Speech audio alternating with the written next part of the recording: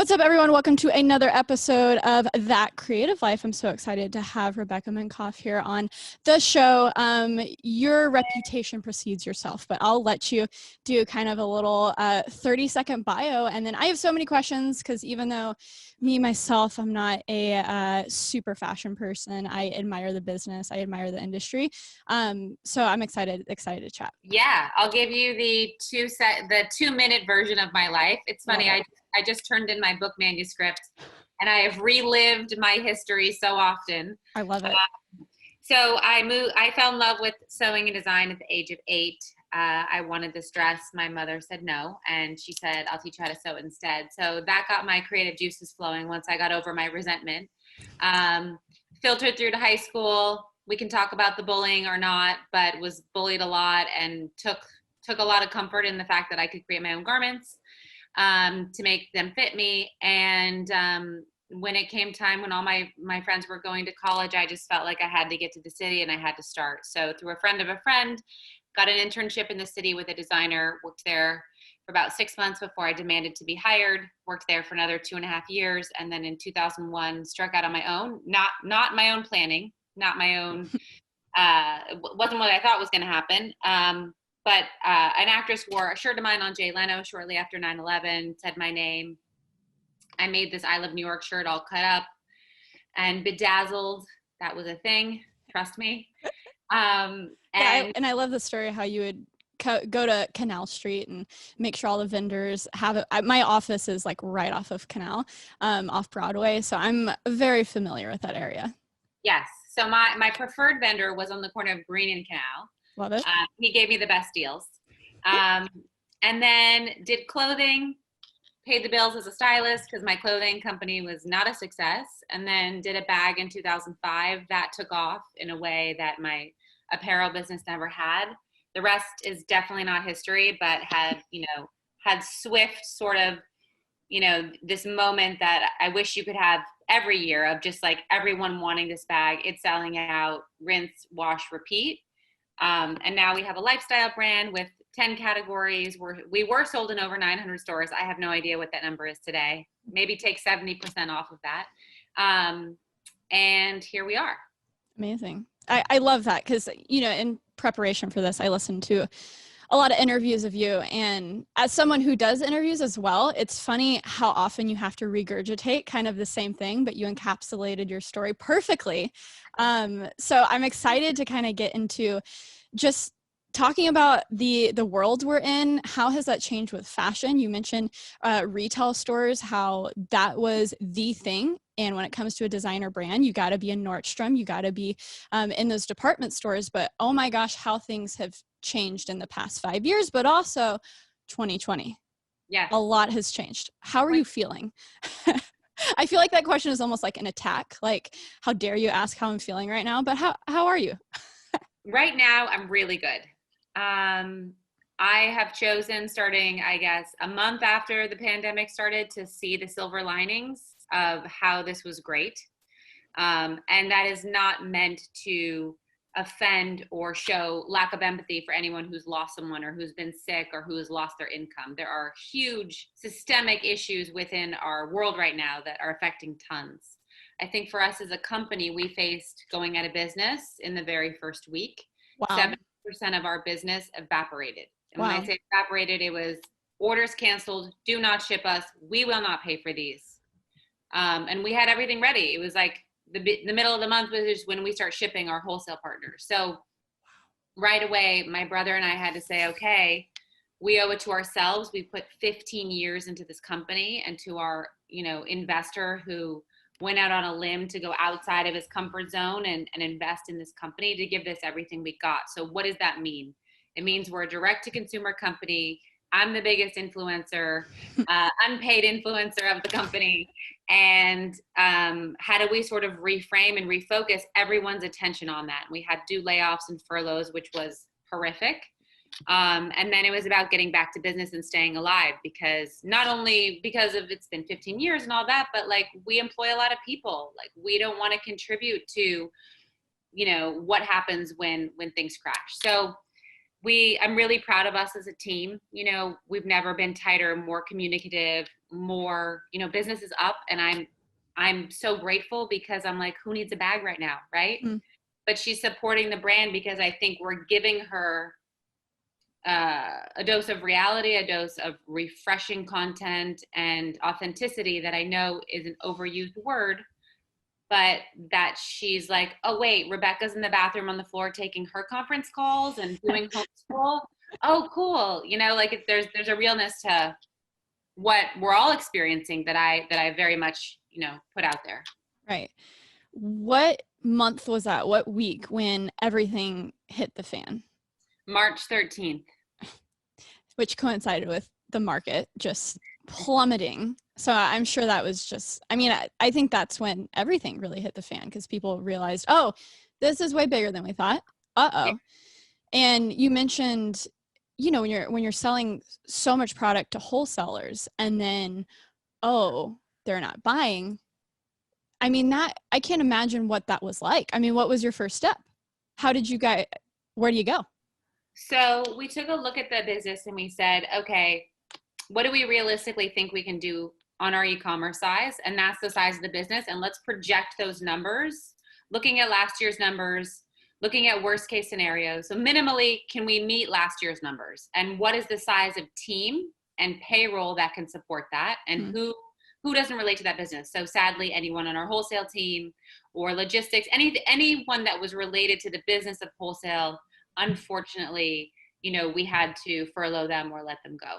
Then we all took, in some cases, well, my brother and I took the highest pay cuts, but then we had to do, you know, pay cuts so that we could right size the team and the salaries with the business because that was our only source of income.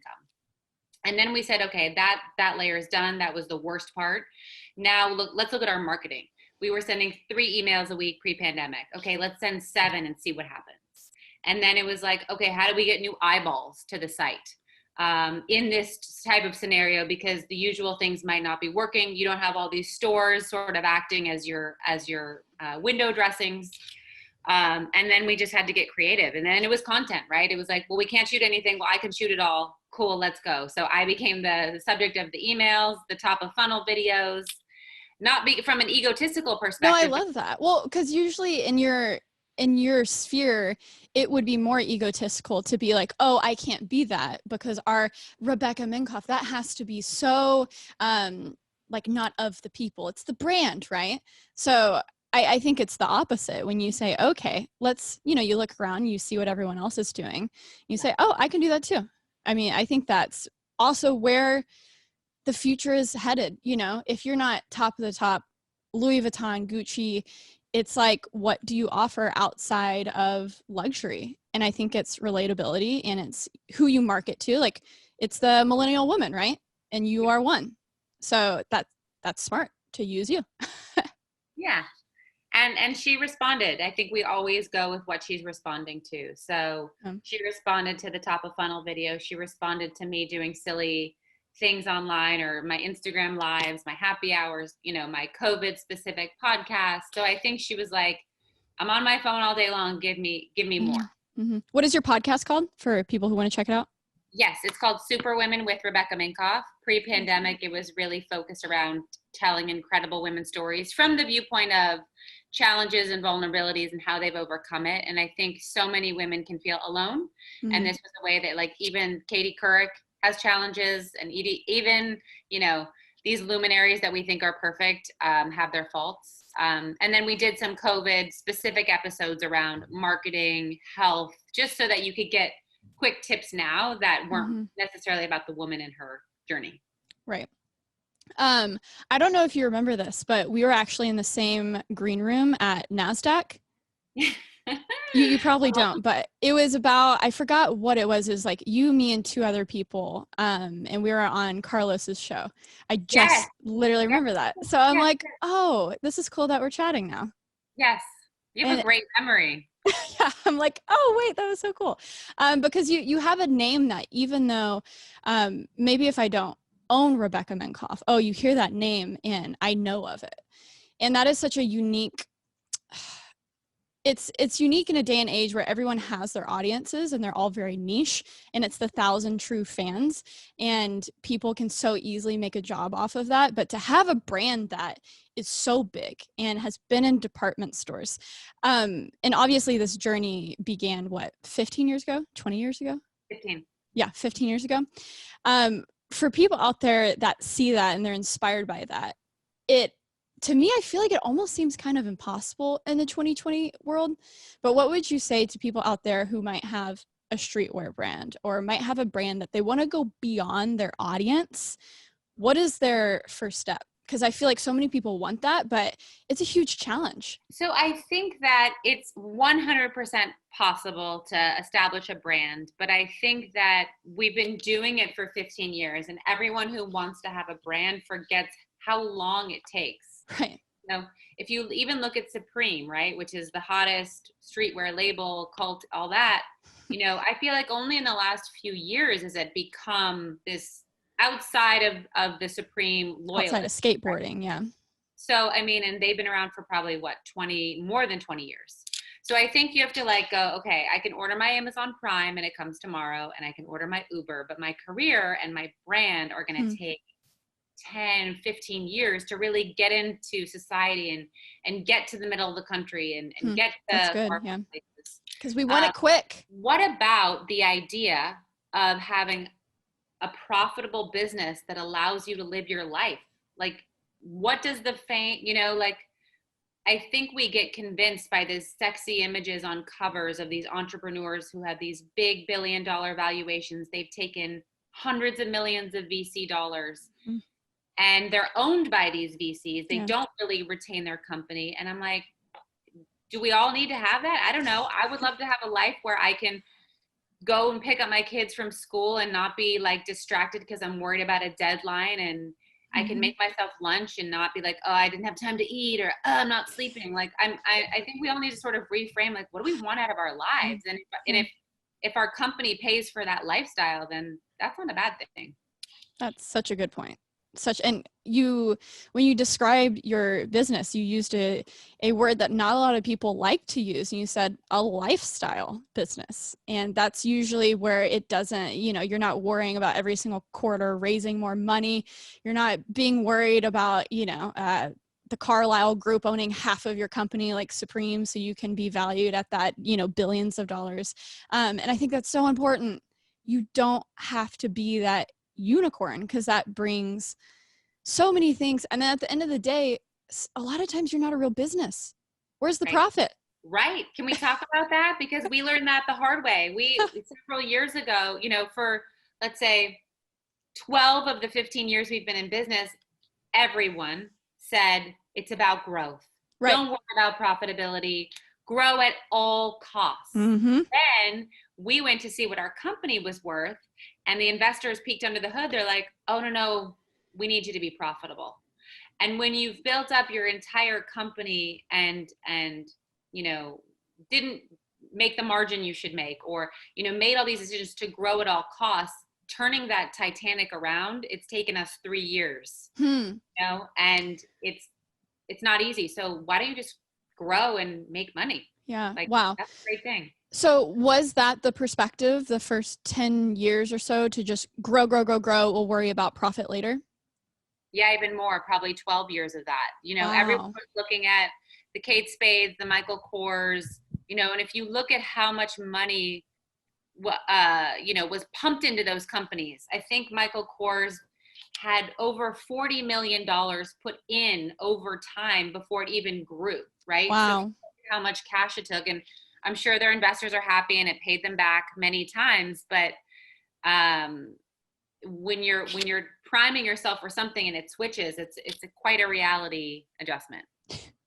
I mean, I can imagine. How did your team change? It wasn't about the team changing. It was about, okay, if we have to make money, how do we do it? And it can't mean we can raise prices. Right. So you had enough runway that you could keep the same people, but then you just adjust the business plans around it.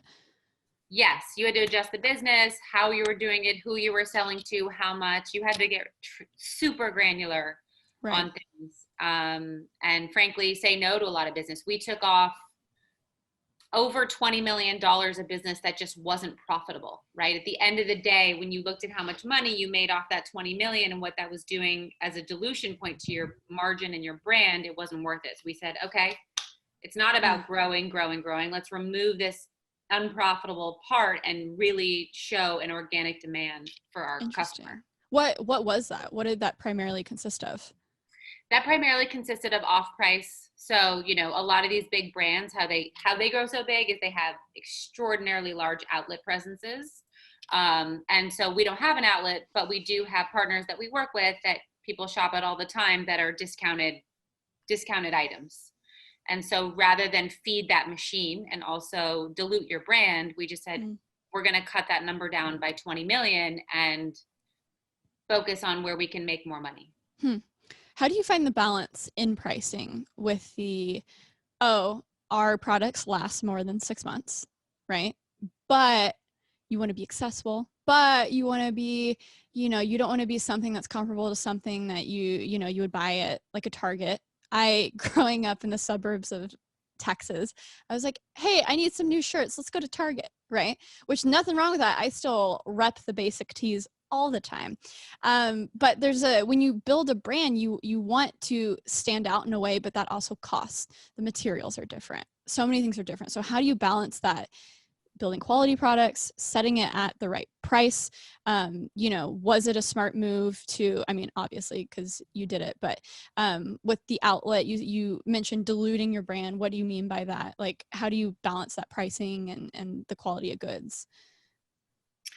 So I think it's a lot of trial and error. You know, when I launched, my prices were extraordinarily affordable. My bags were $4.95 and $5.95, and that was considered like a steal. That was the contemporary pricing structure. It was Botkier, Kuba, me, a couple of other brands that sadly aren't around anymore. Even Marc Jacobs was that sort of Mark by Mark was that price point. Then the recession hit in 2008, 2009, and we were told by many of our department store partners, if you have a 5 or a 4 in front of any of your bags, we will no longer carry the brand. The customer, not the person has changed, but her bank account has, and her job opportunities and her ability to get raises and promotions has changed.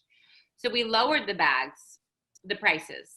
And then we really saw a huge hockey stick growth when we said, okay, what is an opening price point for our customer? She's done with fast fashion. And then who comes next? She can't then go to luxury. Right. What's that in between? And so we really found that the sweet spot was $195 to max $325. And how do we just stay in there? So we know our guardrails are those two, sort of $195 to $325. And we know the bulk of that works at $195, $225. And that's where she is. And we celebrate her. We say, you know what? This is a great value. It's a luxury item made at the same factories that luxury is made. And you're going to get it for a price we know you can pay rent, you can go out to dinner, and you can have your handbag. And so we really try and build everything we do into that pricing structure. And we try things. Sometimes we try and price up. It doesn't work. We know the next year we come out with a similar bag for less. And we just see what works. How does your manufacturing change when you did that initial price change? Well, that was fun. We said, let's take the Wrigley's model and just make no money and just go for scale. So let's go for bubblegum here and, cross our fingers that when we reach scale, we can then negotiate margin. So we really just said, if we start ordering 300, 500, 1,000 of the same style, we've got to get a break from the factory. And that is what ended up happening. But it was definitely a moment where you just go like this. Interesting. So you hope that the numbers can be so big that the manufacturing lowers the prices for you and you can take that profit. Correct. Huh. Interesting. When it comes to, you mentioned fast fashion. Yeah. And I think fashion has gotten exciting recently just because, but maybe it's not fashion. I don't know. You can correct me on anything I say. But as coming from like the content creator side, I see a lot of people turning their merch into, I kind of roll my eyes everywhere every time YouTubers are like, it's not merch, it's streetwear. I'm like, no, it's merch. But people are getting more creative, and it's really cool to see. And it's really cool to see people going beyond the Teespring and slapping a logo on a shirt and getting into cut and sew. And of course you have to, your numbers of course have to be, you know, much higher for that stuff. But how do you see this new market of a lot of people are repping, you know, the YouTuber they watch or the podcast that they listen to, and that has kind of become synonymous with their fashion routine because they want to rep the brand. And I imagine that that also has to do with how you guys have shifted your business too. You know, making your face and Rebecca more part of the conversation on social media. Yeah, I mean, I think people want to belong to a tribe, and they want it to be very clear whose tribe they're part of. And so whether it is the YouTubers merch or the podcasters merch, you know what? I received a sweatshirt from Spotify, and the network I'm on is owned by Spotify. And it said, keep listening. And then I saw it was made by Champion. That's something I would never wear before, but it's like my airport, like I have my jogger sweatshirts and then my Spotify Champion sweatshirt. And I'm like, love it. I am so cool. I'm wearing streetwear. So I think it's like, I think it's seeped into the zeitgeist that you're showing which tribe you belong to. And that's what matters to people right now. Not just, I got something for $20 and I'm going to wear it and it's going to disintegrate in my laundry tomorrow. Right. Yeah, that's so true. What do you think about the not trend, because I guess they're real businesses, but the Stitch Fixes, the Nollies of the world? I tried Stitch Fix for a little bit, but it was a little bit too like suburban mom. But then I tried Nolly, which is by Urban Outfitters, or their parent company. And it was honestly really cool. And they had amazing pieces. But then COVID hit, and I was like, it's probably not the best idea to be like sharing clothes with people.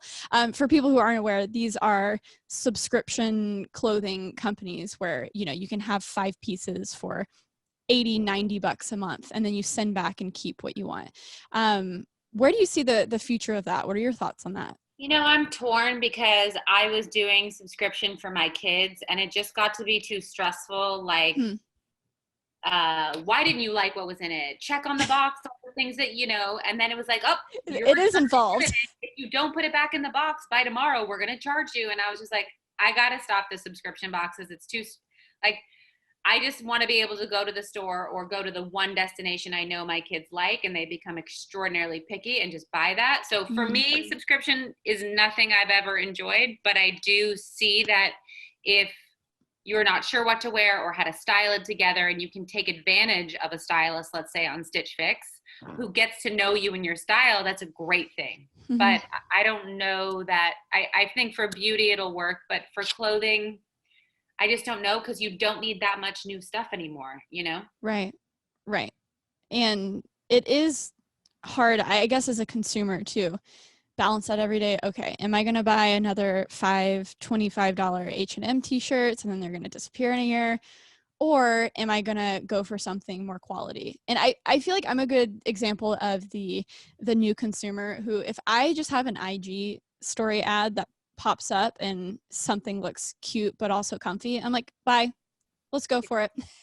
So I feel like maybe it's almost like an effort that you have to put forward as a consumer to really think about what you're buying, and to also think long term, because hey, it's probably going to be more pricey, but maybe it lasts longer. And yeah, I guess there's no question associated with that. But how do you deal with your own closet? Do you think about that all the time? I'm thinking about it very heavily right now, and I'll probably overshare. We have been like, we've moved 7 times since March, just because. Yeah. And I've learned that I need a lot, like, you know, my closet it's not big by New York City standards, but it was a place that I had a lot of clothing. Yeah. And I've been living with 1/10 of that. And I'm like, wow, I really actually don't need all this stuff. And I guess to spur the purge of it, I had moths that I couldn't get rid of. So since I've been out of my house, I had a woman come in and like treat everything and pack it up. And now it's in boxes. And I'm like, now I really don't need this stuff. I should probably donate it. So I think that we don't need as much as we think we did, because we aren't going I'm not going out like I was. I'm not getting dressed for the office like I was. Some days I'm in my workout gear all day. You know, I'm now investing in like, you know, Spanx workout clothes. And I never thought that's something I would get excited about, you know, and then wearing them all day. So I think that it's changed, and people obviously, like, I still love the excitement about ordering something and receiving it, but I think I'm just more thoughtful about it. Mm-hmm. One of my favorite things about your story is how your mom said, no, I'm not going to buy you that handbag or that purse, but I'm going to teach you how to sew. And that was the beginning of your journey. And oh, I feel like that is so huge. I mean, one of the most defining things I feel like of my childhood is I was really into gaming, and I saved up all my babysitting money to buy a PSP. It was $350, $361 with tax. And I remember being so excited going to GameStop, making that purchase. But then when I got there, I realized, oh my gosh, I don't have enough money to buy a game. And so of course, when you're a kid, you're like, Mom, please, like, can you just buy me a game? I saved up all this money for the PSP. And she was like, no, but hey, a neighbor just moved in with kids. We should stop by and see if they need a babysitter. And I remember being so defeated, but so many of those experiences like that have defined my life, because you associate, hey, if you want something, you gotta work for it. And I feel like that is a theme in so many people's lives or their childhood if they have any amount of success. So you, as now a mom of 3, I imagine you can buy your kids whatever they want. And I'm sure when you have children, you want to give them whatever they want. So how do you navigate that now? I say no all the time, and I have to remind myself, it literally, no comes out of my mouth more than you'd care to hear. And every time I do it, I'm like, but I'm damaging them, because I remember how shitty it felt when I was said no to. Mm-hmm. And then I'm like, wait, just remember. And I'll always say, no, I'm not going to buy that for you, but you can earn it. And here's how you can earn it. And so, you know, we obviously buy them things if they've achieved whatever, certain benchmarks in school or gotten a good report card, all that. But I think for the most part, I'm always saying no. And I think it's important because I think they have to know that they have to work for what they want. I listened to a podcast, and this mother was like, my kid will get a cell phone and a car when they've created a job that creates income. Wow. And so it forced her son to start researching stuff and creating a business at the age of 16. Love and that. Now he's making money. And so I said that to my 8-year-old. I said, if you want a phone, you can create a business and you can make money, and that's how you're going to get your phone. So the wheels are turning. He hasn't accepted it yet, but we're working on it. That is awesome. What are some of his ideas? Does he go straight to, okay, Fortnite gamer? Or what is that world like for a kid his age? Well, so for a minute, he and my daughter were like, let's be YouTubers. And so my husband's a director, so he gave them kind of a quick tutorial on how to make a video. And then for 4 hours, we don't know what they did, but they made the dumbest video that was so cute. And then they were like, oh, that was too much work. We don't want to be a YouTuber. So, he's a musician. He's an incredible drummer. So, I don't want to push him, but I'm hoping he goes in that vein. I love that. That's so cool. Well, hey, if you guys ever, I don't know if you're in New York now, but if you ever come back and they want to come to a YouTuber studio and see the behind the scenes, hit me up. Okay. They would love that. They would love it. Yeah. But man, I feel like that's so huge. Even though I don't have kids now, I feel like I'm always thinking about, because there are some things in the back of my brain where I feel like I still have a little bit of an edge. Like, why didn't we do that? Why didn't we have that? And when I work, I think, oh, it's, to give my kids all of those things. But then you think, okay, well, why am I the way I am? It's because of those scenarios. Yeah. You had to work for it. Yeah. I mean, my first sewing machine I bought, babysitting money. Barbies, I had to have the 90210 limited edition Barbie set, babysitting money. Everything was, my mom was like, I'll pay for your class, that'll teach you it, and I'll pay for the materials, but that's it. And so I had the supplies to make stuff, but I had to do that stuff. And I think more people could take that approach with their kids and grow people that know how to do shit. Yeah. Oh, that's so huge. For the people who are watching the video episode, let's see if I can get these in the shot. So these are Jeffrey Campbell sneakers that I wanted so bad in high school. And the moment I got a scholarship for engineering in college, my mom surprised me with these. And it was like, oh my gosh, I wanted these sneakers so much. And it's cool also, like 6 years after, 7, how old am I? 20. I don't even want to do that math, but they're still, they still exist. And this was like my first pair of shoes that was beyond $100. Do you stockpile? Like when you have a favorite item, do you buy it in multiples? I do with t-shirts. Okay. So I'm a very like t-shirt wearer type person. When I find one, I just buy all of them in multiple different colors. Yeah. Yeah. 100%. And then when it comes to, you know, I love sneakers.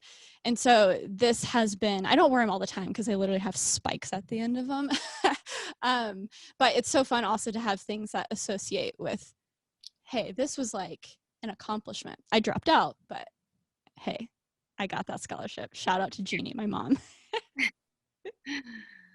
But let's talk about DTC. Yes. Rag tech consumer. I mean, a lot of people throw that term out often, but shifting away from retailers as a fashion brand, I'm sure you guys are relying on a lot of user-generated content, a lot of posts that you personally are making, social media. So what is, in 2020, y'all's content calendar looking like? How do you balance that in between you and, you know, do you have a small team that helps you produce things? Who are your models? What's that game plan like? Okay, so from March until about a month ago, the only model option was me or a woman on my design team in my office, because we have been or had been in Florida and she was in New York. So we would every week sort of determine, okay, also with the lovely delays of FedEx and everything due to Corona and delays, every week we don't know for sure what's going to be available until the following week. So it is week by week. It is not like we're forecasting the calendar for 3 months out. So we have a call with about 5 of the stakeholders. What's in the warehouse? What do we want to get behind that's here? And how do we tell a cohesive story? And then it's like, who's on first? I'll shoot these 2 things. Jody, you shoot these. And then that takes care, or we'll use like a product description page image, like an e-commerce image that we've shot. And then that's what gets slated into the email. I write the emails, the copy and all that, because I was sick of just hating the way my email sounded. I was like, this doesn't sound like anything I want to have in my inbox, so I'll write it. So I write the emails, and then my social media manager, it's just her and I manage the social. So we sort of go, okay, every day we want to speak to an email because we've seen lifts in sales when the email matches the same message in social and on stories. And then we know that the algorithm, at least for my brand, prefers 2 posts a day, not 3, not 1. We're not having a good week this week. I don't know what happened, but we really try and build it so that we're talking about what's in the email and then talking about something that I stand behind or I'm excited about. And we know now that she likes me. She likes product close-ups. Occasionally she likes UGC. And that's kind of it. And so that's what we're trying to give her. And then we're peppering in my IG lives. We're peppering in reels, which has been really fun to do. We're on TikTok now, and I need a lot of help with that. Because I don't know. If anyone is listening and can help Rebecca with TikToks, please email her. But it's interesting because what I thought she would like on TikTok is actually working on Instagram. And what I thought she would like on Instagram is what is very small performing on TikTok. So interesting. It's not what I thought it was. What is that? On TikTok, the most viewed video, which again, it's really sad. It's like abysmal numbers, but she likes the how-to and the video explaining. There's no dancing, there's no quick edits or cuts. It's just literally like, this is the bag, this is how it's useful, these are the colors, like tutorials. Whereas on Instagram, in my reels, she really likes those quick edits, those fun, videos. Right. So interesting. What you're explaining is, it's refreshing to hear someone who has, seemingly had everything figured out for the past 15 years, but you're still, you're writing your own emails. And as someone who for the past 5 years has tried to go just beyond me and scaling with the team, and I talk on this podcast all the time about my woes with delegation because I'm naturally a messy creative person. So explaining things to people is just my hell. I mean, it's just the worst.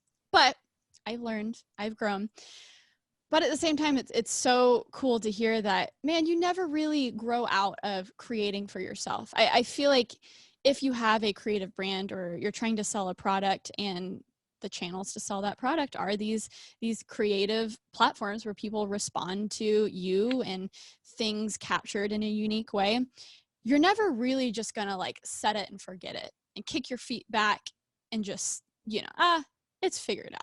Most Yeah. definitely not. And I think that that's another disillusion that people need to sort of do away with is like, I even had it. I was like, oh, when I get to be X in size, like this company, life will just become so easy. That's what I was playing in my head too. No, it's not. I have yet to meet an entrepreneur, and I know a lot of them that feels that way. You know, some of the biggest companies around, and they are stressed the F out. Yep. It never ends, especially when you are the boss and you only answer to yourself. Right. So that means there is no one else to blame. No. And that's sometimes exhausting. Getting your own dreams. Exactly. I also want to dispel the idea that it's a bad thing, right? Right. The stress, the problems, it's just part of it. Like, a child doesn't know that something smells bad until an adult says that's stinky or that's gross, right? Yep. Prior to that, so it's like we have to also do away with the idea that this journey, if it's hard, it's bad, or if you're stressed out, it's bad. It's just part of it, and we just have to accept it and sort of rewire our brains that like, oh, this is actually the ingredients to this cake. Oh, that's huge. And you have to learn how to love the journey. I know that sounds cheesy, but like, because you never arrive. Especially for people who want to, I mean, it's weird that kids want to be YouTubers now, because when I was in college doing an engineer major, it just seemed like YouTuber wasn't a thing, but start posting videos and there's some traction. And usually the people who rise to the top are the people where it wasn't a job in the beginning. And so I feel like it might be better for those people because they learn, okay, it is the journey. This isn't even a job, but it's what I love. It's my passion. And so I think people have a unique journey now who see the job. Yeah. But people are already there and it's already a thing. And they almost have an uphill battle because they see the ending and it's always being obsessed with the outcome. But then if you never get there, then you're not going to be happy. No, you won't be happy. And I think that you can't do it for the wrong reasons, you know? You really have to do it because you love it. It is your passion. Right. And it can't be anything else. It can't be because you want to be rich or you want to be a celebrity or you want people to like you. It really has to be like, I love this no matter what. There was an actress that I interviewed named Jess Garcia, and she was like, I was on a TV show not being paid enough and waiting tables, but I loved being an actor on this show so bad that it didn't matter that I was doing that or that I couldn't pay my bills. And it was just like that you have to go into it because it's hard enough and you won't make it if it's just about the money or the fame. Mm-hmm. You almost have to have something that you just hate so much that anything else will be fine. Like, I wanted to jump off a cliff when I was studying electrical engineering.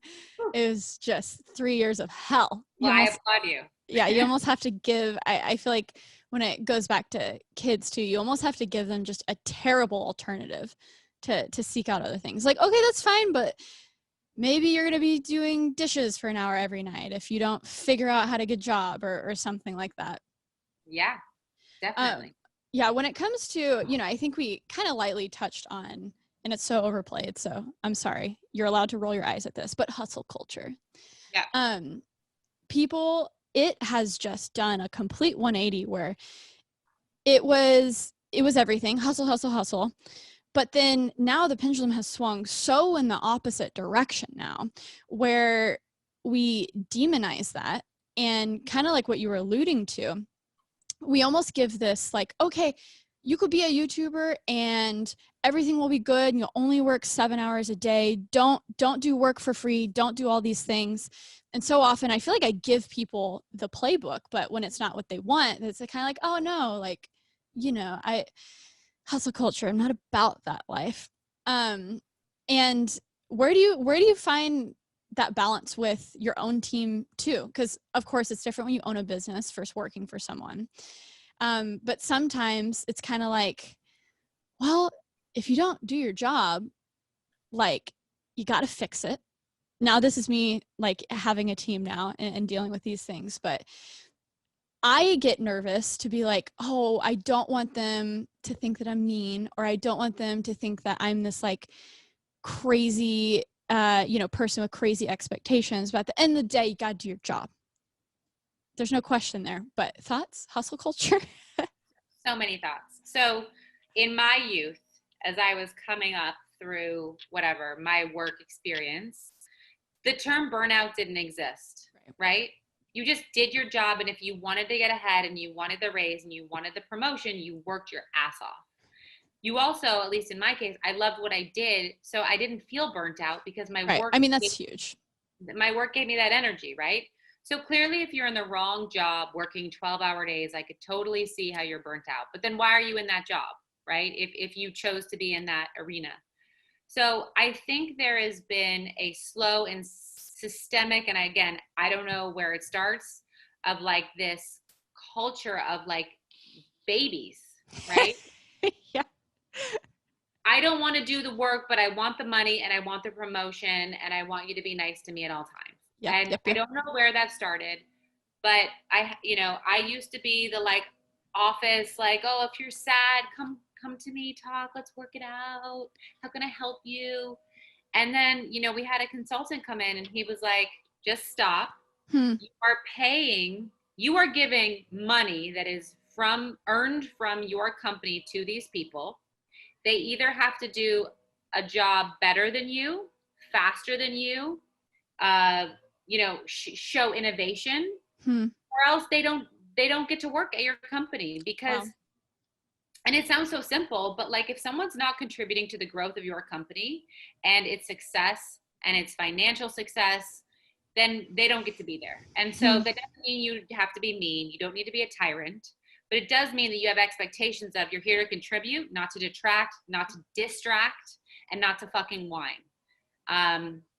And you get paid for that. It's not like we're not a charity. Mm-hmm. Yes. Yeah, I saw this tweet the other day that someone was like, imagine being a company and caring about profit more than the people who work there. Imagine. And I'm like, well, okay. Like, you should care about your people, but like, since the dawn of time, people make companies so that everyone can make money and you can have a salary. And I'm just like, man, this is getting a little weird. Just a little. It's getting a little weird, and you should care about your people. And the two ideas are not independent. Exactly. You can't pay your people, expect them to do your job and have fun and have a great culture. Like they're not mutually separated. But I think we need to, unless we want to become socialists, we need to stop. America for the most part is a capitalist country. So if you want socialism, then build a socialist company and have everyone, do what they want and get all paid the same. Yeah, you build it. Yeah. If you're going to complain about it, you build that utopia. Oh, we're getting in dangerous territory, Rebecca, talking about that socialism is bad. That is that's dangerous. That's cancel culture right there. Exactly. Well, okay, something that I don't get the opportunity to talk to a lot of people about, because I mean, I'm a tech YouTuber. I'm in an industry with a lot of guys. It's an awesome community, I have to say. But when it comes to hashtag, a lot of times women in business get elevated because they're just a woman in business. And a lot of times you have these people that then get elevated. I think the Theranos, what was her name? Elizabeth Holmes. Yeah, she's such a good example of this, where the media craves that. Oh, a woman, Steve Jobs, slap her on every single magazine. But then at the end of the day, okay, her business isn't successful though. And it's this weird blend of, and on a podcast I listened to, you're making fun of the word found her instead of founder. And I was listening to it and I was like, yes. And CEO. yes, CEO. And I'm like, okay, what is the balance there in embracing women in this space, but also looking at how do we find women who are just out there doing it? And we're not putting them on magazines because they look cool and they raised a ton of money. But it's so cool to talk to you about this because you are a woman who has built a business that makes money. And maybe it isn't super sexy that you're not raising $250 million a year, but why don't I see you on every single magazine, Rebecca? That is a really good question. And change that immediately. Okay. I'll try and break it down as much as I know. I think that there is a fine line between putting a woman on a cover because someone says, oh, we need a woman on a cover this month because we got to keep it equal, right? Or it's the same with race. We got to have our diversity quotas met, right? Not because someone genuinely is like, wow, the world improves with representation. So I think it starts from like whoever is in charge actually feeling that it's better genuinely for everybody and the company when you have 50% men and women or 50%, BIPOC representation. And then you can make your honest, authentic, genuine choices about who should be on the cover. And do your homework. Because I think when people do that shallow thing where you're saying, oh, we have to meet a quota. She looks good. Okay, put it there. It's like, well, if you want to actually be a part of that change, you got to do your homework. It might be a little harder to find it. Yeah. But let's do our homework.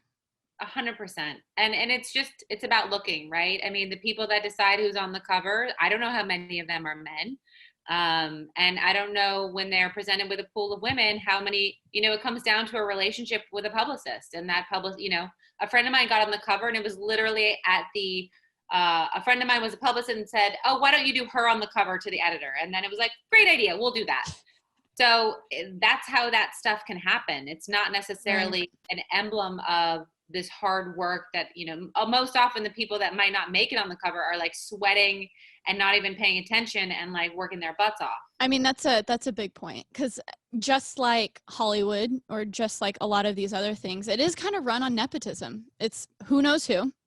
And I mean, there's a crazy statistic where like, I'm going to butcher this, guy, so don't take this as Bible, but like 60% of the Oscar winners last year were all somehow related to each other or something like that. So it is a good point to where it's almost like the people who have a ton of time to go full on with all of that PR, that might be 60% of what they're doing. So they actually aren't heads down, working like crazy. And because that's what I'm trying to work on, to just get my head above the water with editing and content so I can do more of that stuff. But it's hard. Yeah, it's a full-time job, pre-pandemic when we were in like promotion of me mode, every time I would see a true designer, like a one that's behind the scenes, that's in her design team in the room, which I spent many years just being that, be like, wow, you're just everywhere. You're on panels all the time and magazines. I was like, it's my full-time job right now. That is all I'm doing. I'm meeting with my team, 2 hours once a week. And I'm being like, yes, no, yes, no, yes, no, great, blah, blah, blah, blah. Gotta go on TV.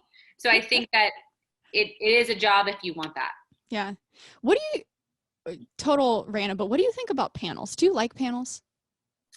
So here's what drives me crazy about panels, and I will say yes to being on most of them. So I say this as someone that is a total hypocrite. I am tired of the panel culture of we are the all-knowing ones and you public will listen to our minds and you will glean our success from listening. You're welcome, people. So I say it because I'm speaking out of both houses. I don't know that that's the most effective way to learn, but I'll also say yes because I view it as being out there and getting my name out there and hopefully I make a difference and I help people. I think what we've done at the Female Founder Collective is we go, what's your pain point with our community? Great, here's a class. Here is an unsexy class that's like a woman who you admire, but she's teaching you something. She's literally like how to improve marketing or how to build. I like that, because I'll be on panels and I'll talk for 2 minutes. Yeah. And the level of cohesion between what people are saying is just so not there. Yeah. And I'm almost like, can we make it a thing where there's just no more panels and just a lot of keynotes? Yes. I'm a fan of that. I'm a fan of a keynote. I love it. Yeah. Well, in the last few minutes, tell us what you're excited about. You mentioned that collective. You mentioned you were writing a book. Hello. It sounds like you got a lot of stuff in the pipeline. What are you pumped about? Tell us about those things. Okay. In the immediate future, we just launched Fragrance, which I'm really proud of. So that's out there in the world. It's sulfate-free, phthalate-free, vegan, cruelty-free, recyclable, all that fun stuff, but also smells amazing. I just submitted my first draft of the manuscript, my book, which is going to come out next summer. Awesome. It's the 2-year anniversary of my podcast, which I am excited about. And the collective, it's a founder community of 9,000 founders. It is an education resource as well. It's a seal that you can knowingly put on the back of whatever. And it doesn't have that. I'm just giving a bad example. And know that you're supporting a woman, so that as a consumer, you can be conscious about your choices and know that you're giving money to women. Mm-hmm. That's awesome. And of course, your brand, the bags, the accessories, the clothes. Yeah. It's Fashion Week.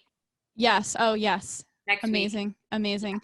So many things to check out. So everyone, make sure to check out the show notes below if anything has sparked your interest. And hey, when your book comes out and if it's back to normal in NYC, maybe let's do a round 2 in the office. I feel like that'd be a lot of fun, and we can promote the crap out of your book. That would be awesome. Yeah. Awesome. Thank you for having me. Of course. This was such a good conversation. Everyone, make sure to check out Rebecca on all the socials. And until next time, thank you for listening. Make sure you're subscribed on Apple Podcasts, Spotify, Google Podcasts, wherever you listen to That Creative Life. Until next time, it's Sara DIETSCHY. Thank you for listening.